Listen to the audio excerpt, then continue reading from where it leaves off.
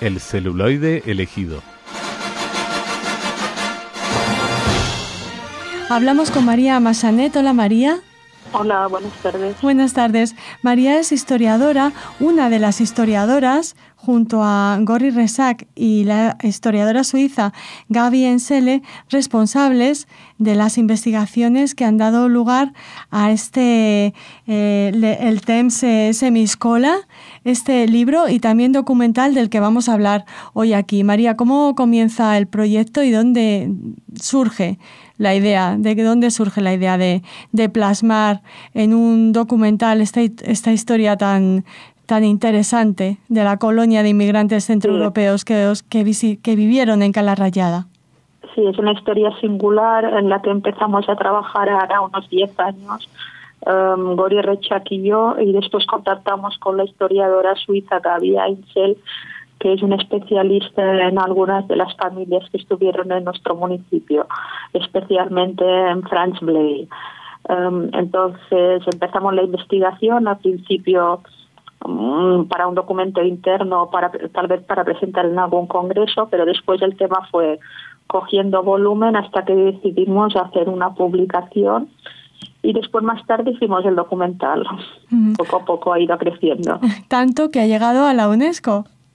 Sí, el pasado 8 de junio lo presentamos en la sede de la ONU de Ginebra, porque en la Sala de los Derechos Humanos, porque fuimos seleccionados por ellos para que lo proyectáramos allí y también presentáramos el libro, que ha sido todo el proyecto se ha traducido a varios idiomas: inglés, francés, alemán, castellano. Estamos en Mallorca, en unos años convulsos, terribles en Europa, y Cala Rayada recibe una oleada de inmigrantes buscando refugio, escapando de la situación que se vivía en Europa, ¿no? Fue el periodo comprendido entre 1930 y 1936.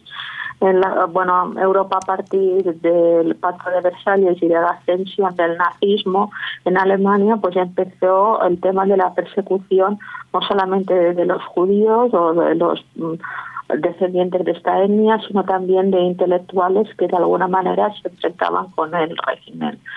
A partir de entonces, pues Cala Rayada, que en aquel momento era un lugar de turismo de élite, fue elegido por algunos de estos intelectuales que actuaron después de reclamo hacia el resto del grupo.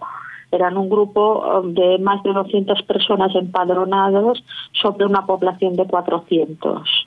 Claro, ¿esto significó? Sí, perdona que me interrumpí. No, es mucha gente. También quiero mencionar que muchos de ellos no se empadronaban por razones políticas o por razones económicas.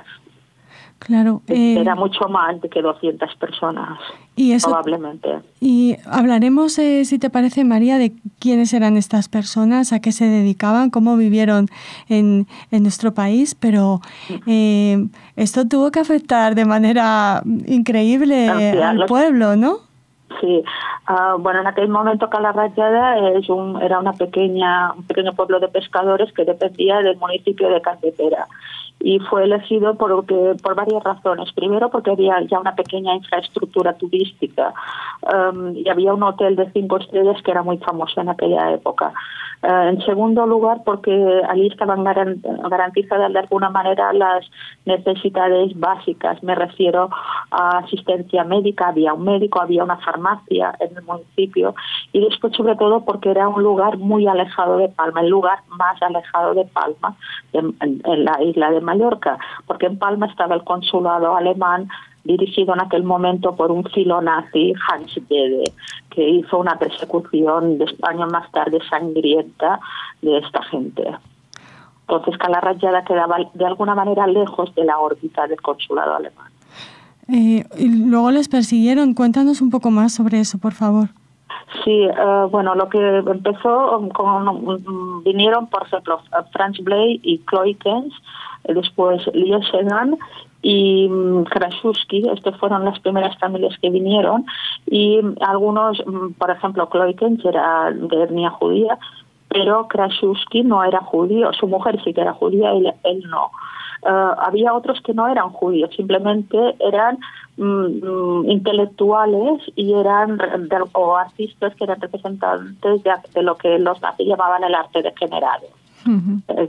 Entonces se creó una colonia de personajes, la mayor parte de ellos intelectuales, universitarios, que se establecieron en cada rayada, que al principio, bueno, de alguna manera era como una Arcadia feliz, hasta que se fue acabando el dinero, hasta que el nazismo, ellos pensaban al principio que estaban de vacaciones o un periodo corto, digamos, pero después, claro, el nazismo fue cogiendo fuerza cada vez más y se dieron cuenta que su estancia iba a ser larga.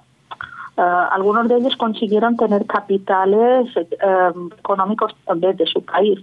Otros eran, por ejemplo, Krasuski era un pacifista que era un militar jubilado de la Primera Guerra Mundial, pero después, claro, el régimen nazi les fue cortando las pensiones, les fue embargando sus bienes y tuvieron que buscarse sus propios sistemas de vida en la isla. Y empezaron a establecer negocios que respondían a las necesidades de este grupo social.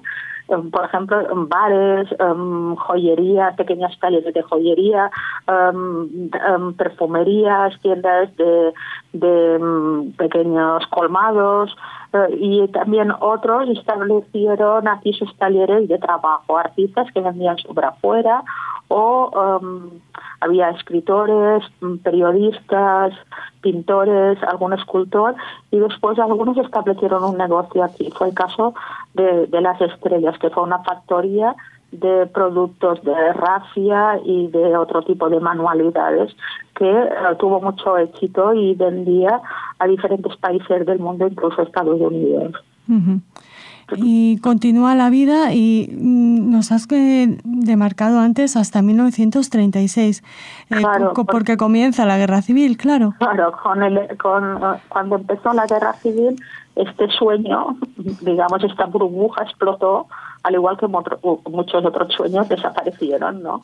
Entonces, esta gente tuvo que abandonar la isla porque los nazis pues estaban respaldados por los franquistas o por los nacionales en aquella época y fueron perseguidos. Algunos de ellos fueron encarcelados en la cárcel del Ayuntamiento de Caldepera y la mayor parte de ellos huyeron en los buques que la Cruz Roja y la Embajada Inglesa les proporcionó. Huyeron a diferentes lugares de Europa, muchos de ellos murieron después en campos de concentración, u otros, algunos de ellos, como Franz Blei, escapó primero a Granada, después a Portugal y por último a Nueva York, donde murió en la más absoluta pobreza.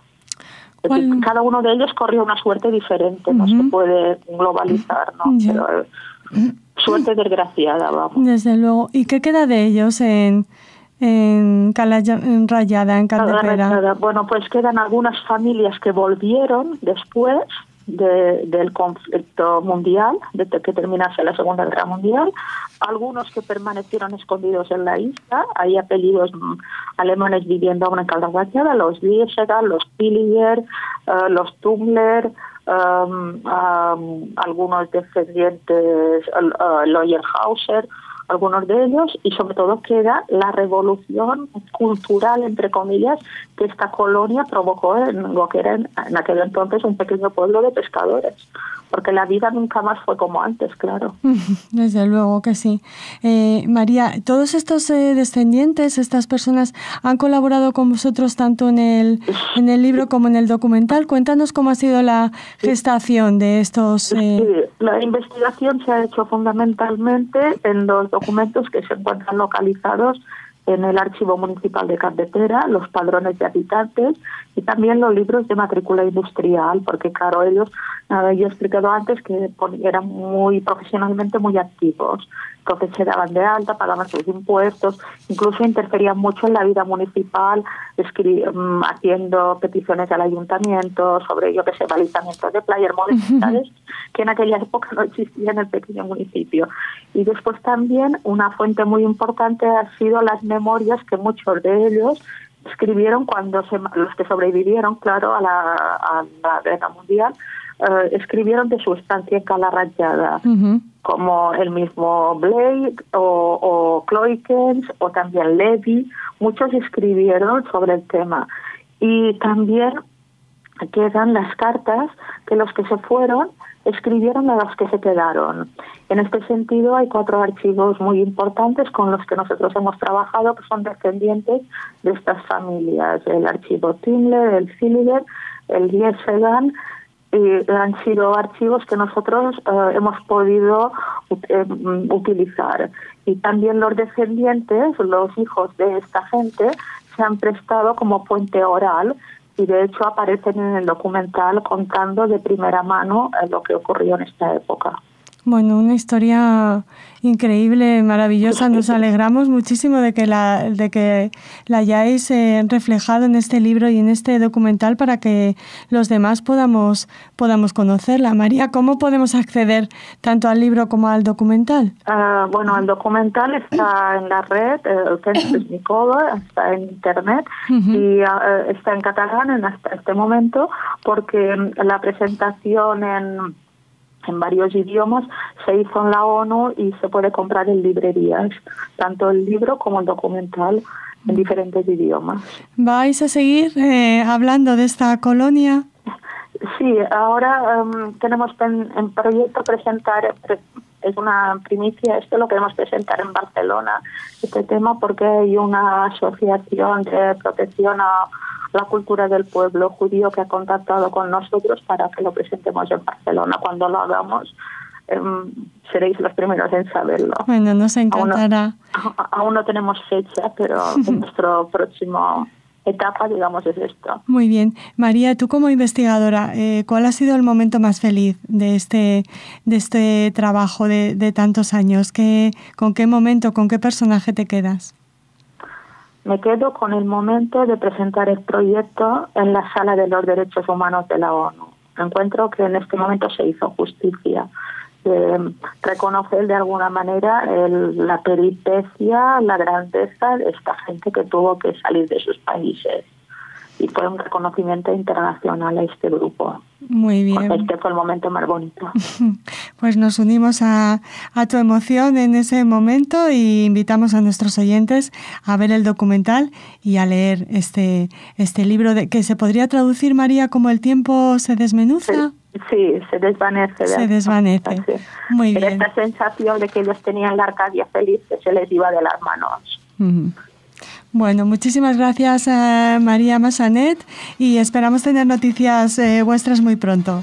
Muchas gracias, Raquel. Un abrazo. Hasta luego. Adiós.